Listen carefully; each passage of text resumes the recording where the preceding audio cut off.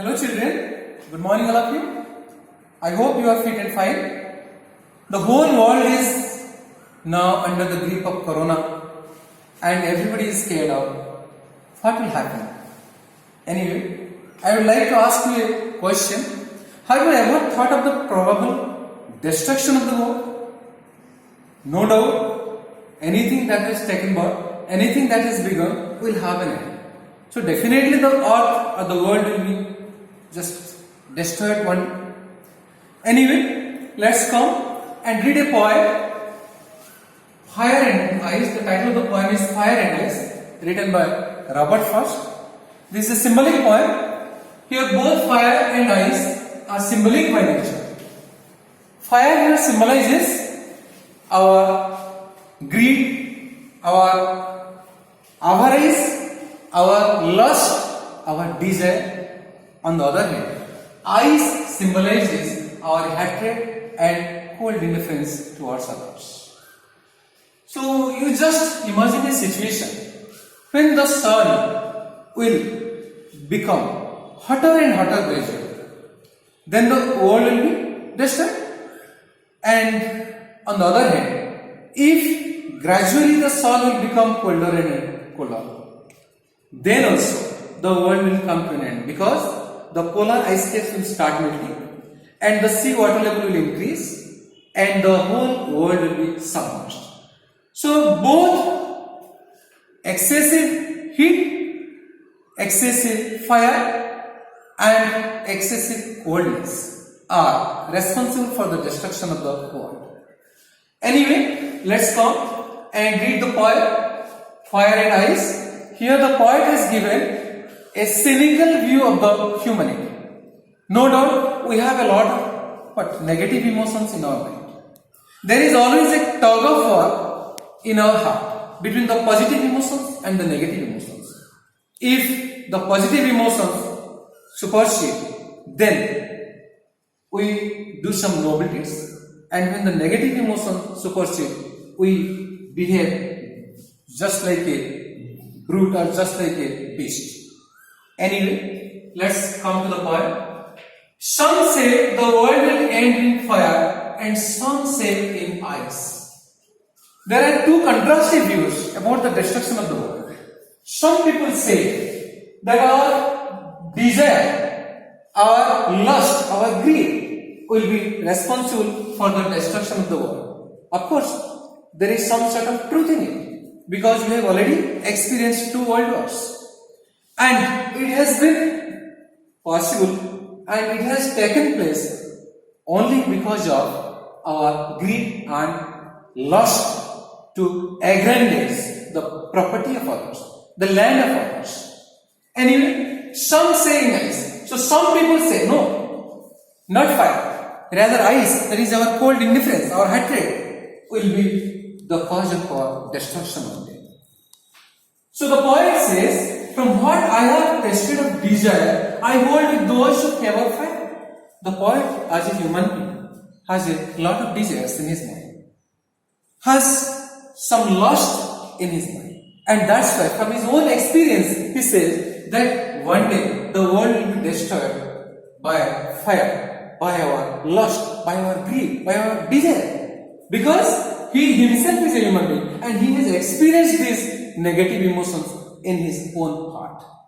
And that's why he said, I hold with those who favor fire. That means those people who support that the world will be destroyed with fire, the poet supports them, because fire is more destructive than ice, what he feels.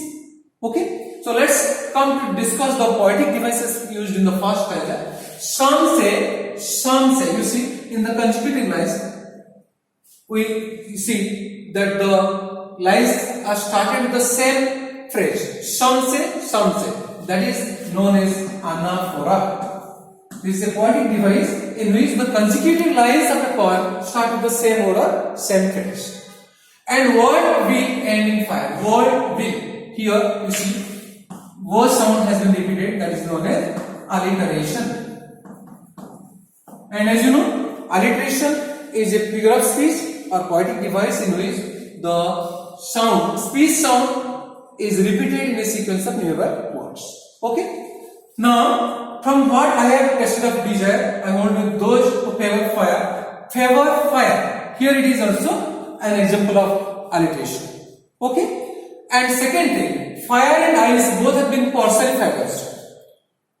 They are portrayed as human beings, as animate objects. So these are known as personification. What is personification? Personification. That is treating non-living things as a living. Anyway, now come to the second step. But if it had to perish twice, this is a paradoxical statement. What is paradox? Something which is said is logically untrue. Of course, if it had to perish twice, that is literally true. But logically it can be true. Because something which has been destroyed can be destroyed again. So, if it had to perish twice, perish means to destroy, perish means to destroy, and if the world will be destroyed twice, I mean for the second time, then I think I know enough of it. The poet feels that there is enough of negative emotions like hatred, cold indifference in the minds of the people of the world, which can be responsible for the cause of the destruction of the world. Okay? So, I think I know enough of it. There is enough of hatred in the minds of the people. And as you know, hatred lasts for a longer period than our anger. So, hatred is very much destructive, though slow and steady. Even though it is very slow, but it is the equal and destructive power just as the fire. And to say that for destruction, ice is also great. The poet can undermine. The poet doesn't undermine those people or the view of those people who favor that ice is also equally capable of destroying the world. The poet feels that ice is also equally capable enough to destroy the world, to destroy the earth, is also great and would suffice. Suffice means sufficient. Ice is also equally capable of destroying the world and sufficient enough to destroy the world. So both fire and ice, according to the poet, are equally responsible for the destruction of the world. These are two negative emotions, and as according to the poet, we have the control over our emotions. If we don't control our negative emotions, then that may be the cause of our destruction. Even though very small poem, you see how philosophical and how meaningful the poem is. And now come to the second stanza. What are the poetic devices used? We should just discuss it. If it had to perish twice, you see everywhere the E sound has been repeated. This is called assonance. Assonance, it is a poetic device in which the vowel sound has been repeated in the sequence of nearby words. So this is assonance. And another figure of speech which has been used here is enjambment. What is enjambment? That is the passing of thought to the next line of a poem without any pause, without any punctuation mark. Here you see, here it is a comma, but in the second and third line you see. I think I know enough of it to say that for destruction, ice is also great. You see, third line and fourth line. To say that for destruction, ice is also great. Here, without any pause or punctuation mark, it has been continued to the next line. So this is called enjambment.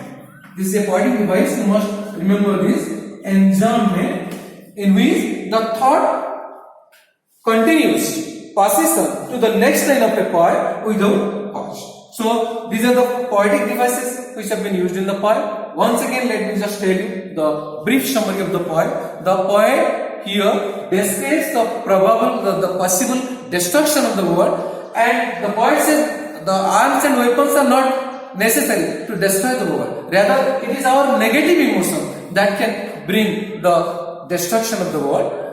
I hope you might have understood the poem and try to just do the worksheets in your notebook. We shall meet again in the next time. Thank you.